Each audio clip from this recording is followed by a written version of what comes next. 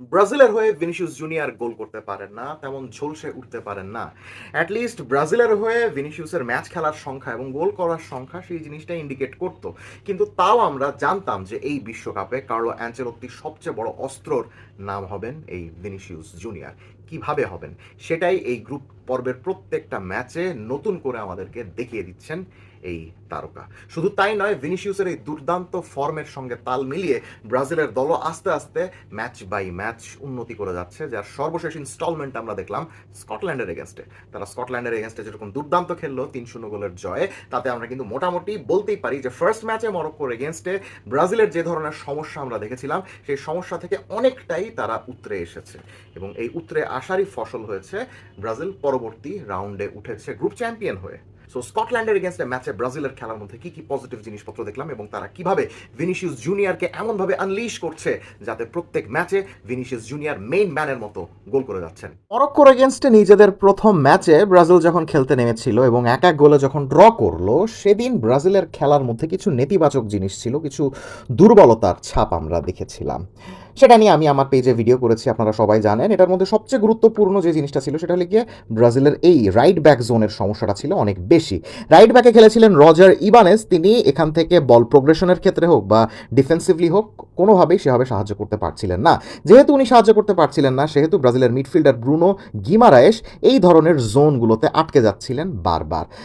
তার passing quality অনেক ভালো, এটা নিয়ে কোনো সন্দেহ নেই, কিন্তু তাকে সবচেয়ে ভালোভাবে ইউটিলাইজ তখনই করা যায় যখন আপনি তাকে এই ধরনের বক্স টু বক্স রোলে যখন তাকে ইউজ করতে পারেন। কিন্তু ফার্স্ট ম্যাচে মরক্কোর এগেনস্টে আমরা দেখেছিলাম ইবানেস যেহেতু এই সাইড থেকে তেমন প্রোগ্রেশনে সাহায্য করতে পারছিলেন না, ব্রুনো গিমারেস এই সকল জোনগুলোতেই আটকে যাচ্ছিলেন বারবার এবং উপরে যেতে পারছিলেন না।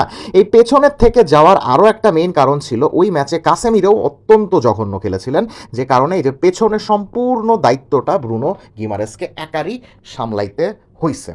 ফার্স্ট ম্যাচে ব্রাজিলের পারফরমেন্সের দিকে যদি আমরা তাকাই, তাহলে আমরা দেখব যে মেইন স্ট্রাইকারের জায়গা ছিলেন ইগোর থিয়াগো, যিনি কিনা একজন প্রথাগত নাম্বার 9, বক্স ছেড়ে সেভাবে বের হয়ে আসতে চান না, যে কারণে ভিনিসিয়াস জুনিয়র এই ধরনের জোনে 1 ভার্সেস 1 সিচুয়েশনে প্রতিপক্ষের ডিফেন্ডারদেরকে অ্যাট্রাক্ট করছিলেন এবং একাই আক্রমণ গঠন করে ওয়ান ম্যান আর্মি হয়ে এই ধরনের জোনগুলোতে ঢুকে যাচ্ছিলেন এবং গোলের সুযোগ সৃষ্টি করার চেষ্টা করছিলেন।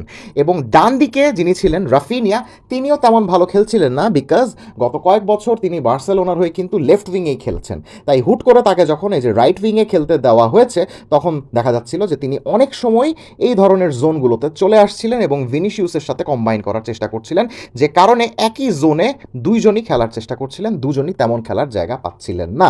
এই স্কটল্যান্ডের এগেনস্টে কোচ কার্লো অ্যানচেলত্তি বেশ কিছু পরিবর্তন নিয়ে এসেছেন, যেটার পেছনে মেইন দুটা পরিবর্তন হলো গিয়ে রাইট ব্যাকে দানিলোর উপস্থিতি। দানিলো কিন্তু গত ম্যাচেও বেশ ভালোই খেলেছেন, কিন্তু এই স্কটল্যান্ডের এগেনস্টে তার পারফরমেন্সকে একটু সাধুবাদ দিতেই হয়, কারণ এই রাইট ব্যাকের জোনগুলোতে তিনি ব্রাজিলের হয়ে বহু ম্যাচ পরে ভালো খেলেছেন, যে কারণে ব্রাজিলের এই রাইট সাইডের একটা প্রেজেন্স এসেছে।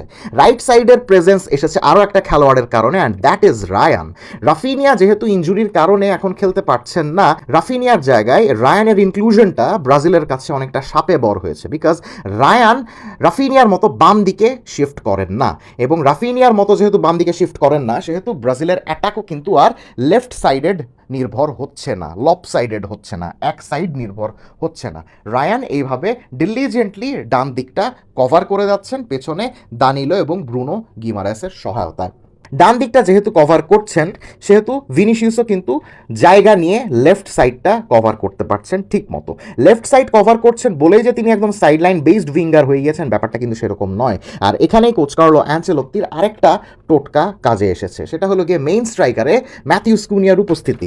ইগোর Thiago proper number 9, Matthews Kunia কিন্তু সেরকম প্রপার নাম্বার 9 নন, যে কারণে ব্রাজিলের ফরমেশনটা কাগজে কলমে 4-3-3 হলেও ব্রাজিলের পায়ে যখন বল আসছে তখন তারা কিন্তু অনেকটা 4-4-2 ডায়মন্ড হয়ে যাচ্ছে। ম্যাথিউস কুনিয়া এরকম অ্যাটাকিং মিডফিল্ডার হচ্ছেন, তার পেছনে আরও 3টা মিডফিল্ডারকে নিয়ে এরকম একটা 4 কোণা ডায়মন্ডের শেপ উনি গঠন করছেন।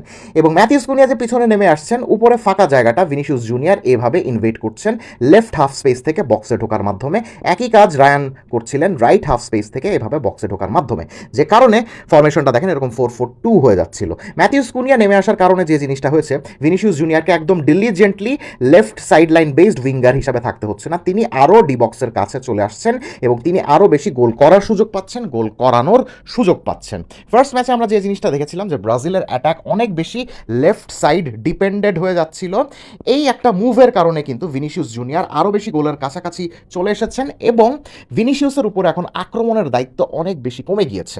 ফার্স্ট ম্যাচে আমরা যে জিনিসটা দেখছিলাম যে ব্রাজিল বারবার লেফট সাইড দিয়ে আক্রমণ করতে যাচ্ছিল এবং ওই লেফট সাইডের আক্রমণ গঠন করার মেইন দায়িত্বটা ভিনিসিয়াস জুনিয়রেরই ছিল। এখন আমরা যে জিনিসটা দেখছি যে রায়ান এই সাইড থেকে আক্রমণ কভার করছেন, ম্যাথিউস কুনিয়া মাঝখানের জায়গা থেকে আক্রমণ কভার করছেন, যে কারণে ভিনিসিয়াস জুনিয়র এখন প্রপারলি ডি বক্সের আরও কাছে গিয়ে ব্রাজিলের আক্রমণগুলো ফিনিশ করার দায়িত্ব পাচ্ছেন, যে কারণে তার আউটপুটও কিন্তু বৃদ্ধি পেয়েছে। এ তো গেল অ্যাটাকিং সাইডে ব্রাজিলের কম্বিনেশন, মিডফিল্ডের কম্বিনেশনও কিন্তু দুর্দান্ত। এই যে দানিলো দুর্দান্তভাবে এই সাইডগুলো কভার করছেন, দ্যাট মিনস ব্রুনো গিমারাইসকেও কিন্তু এখন আর পেছনে নেমে এসে সেইভাবে ফার্স্ট ফেজের বিল্ড আপে অত বেশি মনোযোগ দিতে হচ্ছে না। তিনি এখন আরেকটু সামনে গিয়ে একটু অ্যাডভান্সড পজিশনে গিয়ে বারবার প্রোগ্রেসিভ পাস দিচ্ছেন ভিনিসিয়াস জুনিয়র, রায়ান এবং ম্যাথিউস কুনিয়ার দিকে উদ্দেশ্য করে। ব্রুনো গিমারাইস যেহেতু একটু সামনে খেলছেন সেহেতু পেছনে এই জায়গাগুলোকে ল্যাটারালি ডিফেন্সিভলি কভার করছিলেন কাসেমিরো, এবং কাসেমিরোর পাশে অর্গানাইজারের ভূমিকায় খেলছেন লুকাস পাকেতা। লুকাস পাকেতা গত 2 ম্যাচ বেশ ভালো খেলেছেন, এটা তাকে বলতেই হবে, কিন্তু তিনি অযাচিতভাবে কিছু ড্রিবল করতে চান এবং অযাচিতভাবে কিছু পজিশন লস করেন। ব্রাজিল যদি ভবিষ্যতে বা সামনের ম্যাচগুলোতে ভালো খেলতে চায় সেক্ষেত্রে কিন্তু লুকাস পাকেতাকে এই জিনিসটার উপর অনেক বেশি মনোযোগ রাখতে হবে যে মিডফিল্ডের এই সকল জোনগুলোতে কিন্তু বল অত বেশি মিস করা যাবে না, বল অত বেশি লস করা যাবে না, যেটা কিনা আমরা স্কটল্যান্ডের এগেনস্টে ম্যাচেও দেখেছি। তিনি বল লস করছিলেন ঠিকই, কিন্তু স্কটল্যান্ড সেই ভুলগুলো ঠিকমতো পানিশ করতে পারে নাই। ব্রাজিল যদি আরও বড় দলের এগেনস্টে খেলতে নামে তাহলে লুকাস পাকেতার এই সকল ভুলগুলো কিন্তু তারা পানিশ করতে পারে, যেটা কিনা আমরা গত বিশ্বকাপের ক্ষেত্রেও দেখেছিলাম। সো লুকাস পাকেতাকে এই ধরনের জিনিসপত্রগুলোর ক্ষেত্রে আরও একটু সতর্ক হতে হবে।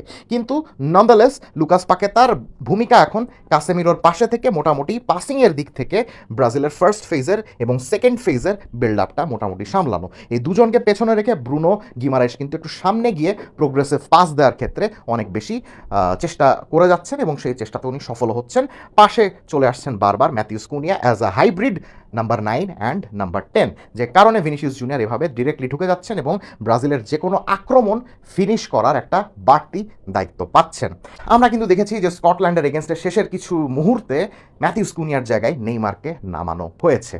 সো এর মাধ্যমে কিন্তু কার্লো অ্যানচেলত্তির আরেকটা ভিশন মোটামুটি স্পষ্ট হয়ে গিয়েছে যে নেইমার যদি ফুল ফিট হন তাহলে কিন্তু আমরা ম্যাথিউস কুনিয়ার জায়গায় এই ধরনের ফলস 9 রোলে নেইমারকে কিন্তু দেখতে পারি। নেইমার যেহেতু এই বয়সে অত বেশি দৌড়াদৌড়ি করতে পারেন না, তার ভিশন, তার পাসিং এবং তার ক্রিয়েটিভিটির উপরে ডিপেন্ড করে ব্রাজিল কিন্তু অনেক কিছু অর্জন করতে পারে। জাস্ট ইম্যাজিন ম্যাথিউস কুনিয়ার এই সকল জায়গাগুলোতে নেইমার যদি শুরু করেন এবং তিনি আস্তে করে যদি একটু নিচে নেমে এসে অ্যাটাকিং মিডফিল্ডের এই সকল জোনগুলো থেকে একদম পিন পয়েন্ট পাস এবং চান্স ক্রিয়েশনের কাজটা করে থাকেন এবং সেই চান্সগুলো ধরে যদি ভিনিসিয়াস জুনিয়র এরকম প্রতিপক্ষের ডিফেন্সের পেছনে চলে গিয়ে আক্রমণে গোল করে আসেন এবং একই কাজ যদি রায়ানও ডান দিক থেকে করতে থাকেন তাহলে কিন্তু ব্রাজিল বেশ দুর্দান্ত একটা কম্বিনেশন পেতে পারে এই বিশ্বকাপের জন্য। সো বল পায়ে ব্রাজিল মোটামুটি একটা কম্বিনেশন পেয়ে গিয়েছে, এটা আমরা কিন্তু বলতে পারি। কিন্তু অফ দ্য বল সিচুয়েশনে এখনও ব্রাজিলের কিছু দুর্বলতা রয়েছে, যেটা কিনা আমরা স্কটল্যান্ডের এগেনস্টেও দেখেছি। ব্রাজিলের পায়ে যখন বল থাকছে না তখন এভাবে ব্রাজিল কিন্তু 4-4-2 ফরমেশনে চলে যাচ্ছে, যেখানে উপরে ভিনিসিয়াস এবং ম্যাথিউস কুনিয়া থাকছেন এবং পেছনে এই 4 জন এভাবে 4-4-2 ফরমেশন গঠন করছেন। এবং এখানে 4-4-2 ফরমেশন যখন গঠন করছেন তখন স্পেশালি এই সাইডে ব্রাজিল কিন্তু সেভাবে ডিফেন্সিভ সলিডিটি দিচ্ছে না। সো এমন যদি হয় যে প্রতিপক্ষের 2 উইংয়ে 2 জন বিশ্বমানের উইঙ্গার রয়েছেন, তাদের এগেনস্টে ব্রাজিল যদি খেলতে নামে তাহলে কিন্তু ব্রাজিল ভালো সমস্যায় পড়তে পারে। আপনি দেখেন এই গ্রুপ স্টেজে 3টা টিমেরই কিন্তু ব্রাজিলের প্রতিপক্ষ 3টা টিমেরই কিন্তু সেরকম প্রপার কোনো উইঙ্গার ছিল না। মরক্কোও একটা মিডফিল্ড বেসড দল, স্কটল্যান্ডও কিন্তু একটা মিডফিল্ড বেসড দল, আর হাইতি তো হাইতি। সো এমন যদি কোনো একটা টিমের এগেনস্টে ব্রাজিল সামনে খেলতে নামে যাদের কিনা উইং পাওয়ার অনেক বেশি, সে স্পেন বা ফ্রান্স, এরকম দলের এগেনস্টে কিন্তু ব্রাজিলের সমস্যা হলেও হতে পারে। সো ওইটা পরের ব্যাপার। আপাতত ব্রাজিলের অন দ্য বল এই ব্রিলিয়ান্স নিয়ে আমরা সুনাম করতেই পারি। অ্যান্ড কার্লো অ্যানচেলত্তি বল পায়ে ব্রাজিলের যে একটা সলিউশন নিয়ে এসেছেন সেই সলিউশনটা নিয়ে আমরা সাধুবাদ জানাইতেই পারি। কমেন্ট সেকশনে জানিয়ে দিবেন ব্রাজিলের এই খেলার স্টাইল দেখে আপনার কেমন লেগেছে। Let's have a discussion.